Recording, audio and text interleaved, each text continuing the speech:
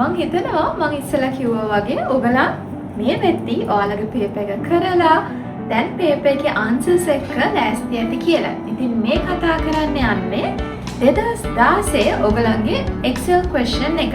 ඉතින් 2016 පේපර් එකේ question number 4 විදියට second paper එකේ ඔයගලන්ට දීලා තියෙන Excel question එක අපි read කරගෙන යමු. පළවෙනියට අපිට කියනවා The given spreadsheet segment shows the distribution of monthly tea prices for the year 2015. Right. මුලින්ම අපිට spreadsheet එකක් දීලා තියෙනවා. හැබැයි ඔයගොල්ලෝ මෙතන එක point එකක් ගන්න ඕනේ ඔළුවට. මෙතන පැහැදිලිව කියනවා මේ තියෙන prices relate වෙන්නේ 2015 කියන year එකට කියලා. නිසා ඒක ඔළුවේ තියාගෙන මෙන්න මේ ගාන හදන්න යන්න. ඊළඟට කියනවා use the above spreadsheet segment to answer the following questions. The formula of the form equal function cell range එක දීලා තියෙනවා is written in B16 to calculate and display the average price of tea for year 2015.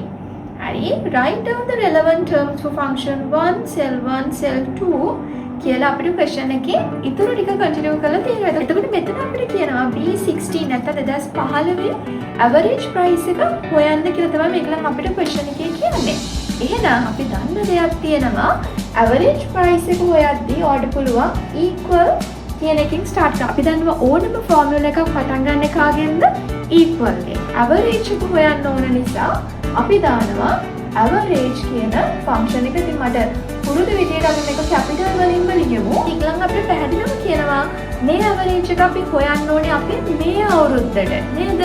එහෙනම් මේ අවුරුද්දේ data විදියට අපිට ගන්න වෙන්නේ B4 ඉඳලා B15 වෙනකම් කියන details ටික. එහෙනම් මම ලියනවා B4 to B15. right. මේක format එකක් අපි අපේ question එක කරන.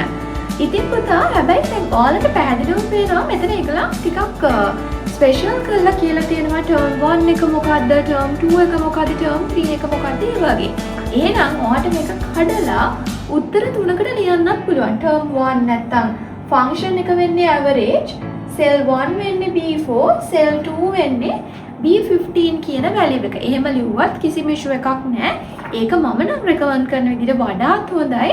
මොකද එතකොට ඒගොල්ලන් briefly ඔයාට ඒ අදාළ ලකුණක් අපි හිතමු miss වුණා කියලා, එක ලකුණක් අපි හිතමු function එක වැරදියට ලියලා විතර වගේ ලකුණු එකයි අඩු වෙන්නේ. ඔයා මේ විදිහට ලිව්වොත් ඒ සම්පූර්ණ ලකුණු තුනම තමයි ඒ ෆෝමියුලා එකට දෙන දෙනකින්ද ඔයා උත්තර ලියද්දී හරි කල්පනාවෙන් උත්තර ලියන්න වෙනවා. ඊළඟට අපිට කියනවා price difference of average monthly price for the month of December is calculated as follows කියලා අපිට පොඩි ෆෝමියුලා එකක් මේකලන් අපිට දීලා තියෙනවා. මෙතනදී කියන්නේ price December වල තියෙන price එක අඩු කරන්නලු price November ගේ නේද? Roman number 2 දාලා අපිට continue කරනවා. කියන prices relate වෙන්නේ 2015 අවුරුද්දට විතරයි. හරිද? පාටලවගෙන 2014 තියෙන December price එක නම් ගන්න එපා. කල්පනාවෙන් උත්තර ලියන්න. එතකොට price difference එක හොයද්දී අපි deduct කරන එකද කරන්නේ. price December ගේ value එක අපිට දීලා තියෙනවා පුතේ B15 කියලා. මම equal එකෙන් start කරනවා. ඒ value එක ඔයාට අඩු කරන්න තියෙන්නේ B14 කියන value එකෙන්. හරිද? දැන් ඔයාලට මෙතන මුංචි ගැටලුවක් එනවා ඇති. ඇයි ටීචර් මේ ෆන්ක්ෂන් කතාවක් පාවිච්චි කරන්න කියන්නේ කියලා. හරි. ඔයාලට ෆන්ක්ෂන් එක පාවිච්චි කරලාම උත්තරේ ගන්න ඕන නම් ඒකටත් පුංචි ට්‍රික් එකක් තියෙනවා. ඉතින් අපිට ඩිෆරන්ස් කියලා ෆන්ක්ෂන් එකක් මෙතනදී පාවිච්චි කරන්න බෑ. මොකද අපි ඔයගොල්ලෝ ඩිෆරන්ස් කියලා ෆන්ක්ෂන් එකක් ඔයාලගේ සිලබස් එකේදී අපි කියලා දුන්නේ නැති නිසා නේද? එහෙනම් මම මේ වෙනුවට පාවිච්චි කරනවා sum කියන ෆන්ක්ෂන් එක. sum කියන ෆන්ක්ෂන් එක සාමාන්‍යයෙන් මොනවාටද පාවිච්චි කරේ? එකතු කරන්නනේ නේද? totals ගන්න තමයි sum කියන ෆන්ක්ෂන් එක පාවිච්චි කරන්නේ. අපිට මෙතන පොඩ්ඩක් tricky වෙන්න පුළුවන්. අපි මොකද කරන්නේ? equal sum කියන එක පාවිච්චි කරලා B15 ගෙන් මම කමා එකක් දාලා අඩු කරනවා B14. ඇත්තට මෙතන මම මේ අඩු කරා නෙමෙයි මම මොකද කරේ? මේ values දෙක positive and negative කරගත්තා. ඔයගලන් දන්නවා අපි සාමාන්‍යයෙන් එකතු කරද්දී ධන ඍණ positive negative values තියෙනවා නම් ලොකු ඉස්සරහ තියෙන value එකෙන් ඊළඟ value එක අඩු වෙලා එන උත්තරේ තමයි ගන්නෙ. නම් මේ උත්තරේ ඔයාලට මෙතනදී option එකක් විදිහට ළමයිනේ පාවිච්චි කරන්න පුළුවන්. 3. අපිට කියනවා what would be the formula displayed in C4?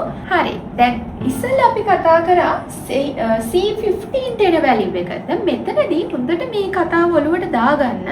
මොකද මේක ගැන නිතරම ඉස්සරහ පේපර්ස් වලින් ඔයගලගෙන් අහලා තියෙනවා.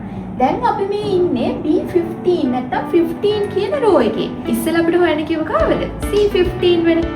ඒක නිසා අපි පාවිච්චි කරා B15. හැබැයි දැන් අපිට හොයන්න කියන්නේ කාවද? C4. එහෙනම් අපි දැන් ලියන්නේ කාවද? B4 ගේ වැලියු එකෙන් අපි මයිනස් කරනවා B3 ගේ වැලියු එක. right.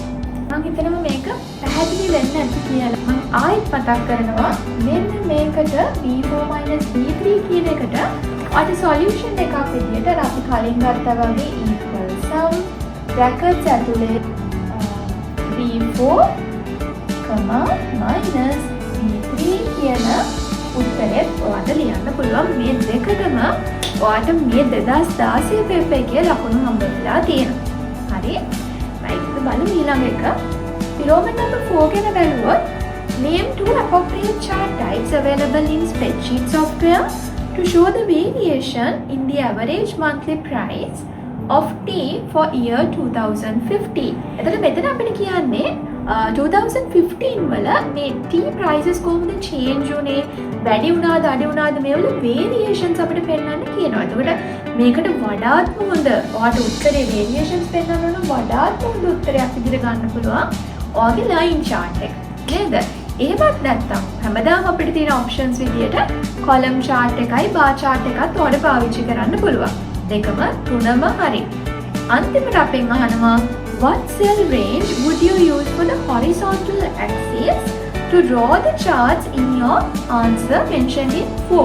දැන් අර උඩ ඔයා උත්තරයක් දැම්මද දැන් මේ ටිකට කලින් chart එකක් ගැන මෙතන x axis එක දැන් horizontal කියද්දි මතක තියාගන්න මෙන්න මේ side එක නේද හරහාට කියන එක විශේෂයෙන් මම මේක කියන්නේ single medium වලට ඔයගලන් තමයි මේක පටලවන්නේ හරිද හරහාට කියද්දි අපි කියන්නේ horizontal telling අතට නම් අපි ඒකට කියනවා කවුරු කියලාද vertical කියලා. එතකොට x axis එකට ඔයාලට ගන්න වඩාත්ම හොඳ ranges එකකින් දෙකක් තියෙනවා. options දෙකක් තියෙනවා. එක්ක ඔයාලට month range එක column එක ගන්න පුළුවන්. නැත්නම් price range එක තියෙන column එක ගන්න පුළුවන්. එතකොට අපිට ranges විදියට දෙන්න පුළුවන් options විදියට අතර නෙමෙයි මේක පහ. එක්ක A4 ඉඳලා A15 වෙනකන් තියෙන values ටික ඔයාලට option එකක් විදියට ගන්න පුළුවන්. එහෙමත් නැත්නම් ඔයාලට පුළුවන් B4 ඉඳලා B15 වෙනකම් තියෙන values ටික ගන්න මේ ranges දෙකම හරි. ඔය විදිහට තමයි අපේ 2016 paper එක අපි complete කරේ. ඉතින් ඔයාලා දන්නවද? මේ 2016 paper එක හරිය පරිස්සමින් කරන්න ඕන paper එකක්. මොකද අපි මේ paper එක සම්පූර්ණයෙන් දැන් ඊයේ ඇත්තටම අපේ paper class එකෙත් 2016 paper එක කරා. ඉතින් මේ paper එක කරන් යද්දී සමහර questions තියෙන උඩින් බැලුවම හරි lazy questions විදියට තියෙනවා. හැබැයි marking scheme එකේ තියලා දෙන answers එක බලද්දී සම්පූර්ණයෙන්ම වෙනස් answer එකක් තමයි මේකට ඇවිල්ලා තියෙන්නේ. ඉතින් හරි කල්පනාවෙන් තමයි උත්තරේ ගන්න වෙන්නේ deeply යන නිසා. හරි deeply order analyze කරලා තමයි උත්තර ගන්න වෙන්නේ. ඒ වගේම තමයි 2016 තමයි සිලබස් එක පටන් ගත්තේ නේද? එහෙනම් මේකේ යම්කිසි පොඩි වෙනස්කම් ප්‍රමාණයක් තියෙනවා කලින් සිලබස් එකත් එක්ක කම්පෙයාර් කරගෙන යද්දී. ඉතින් හරි පරිස්සමින් කරන්න ඕන පේපර් එකක්. හැබැයි සාපේක්ෂව අනිත් පේපර්ස් එක කම්පෙයාර් කරද්දී සාමාන්‍යයෙන් ලේසි පේපර් එකක් විදිහට තමයි අපිට මේ 2016 පේපර් එක ගන්න පුළුවන් වෙන්නේ. right එහෙනම් ඉතින් අද 2016 පේපර් එක ඔය විදිහට ඉවර වෙනවා. ළඟ වීඩියෝ එකකින් බලමු කොහොමද අපේ 2017 පේපර් එකේ Excel question එක කරන්නේ කියලා.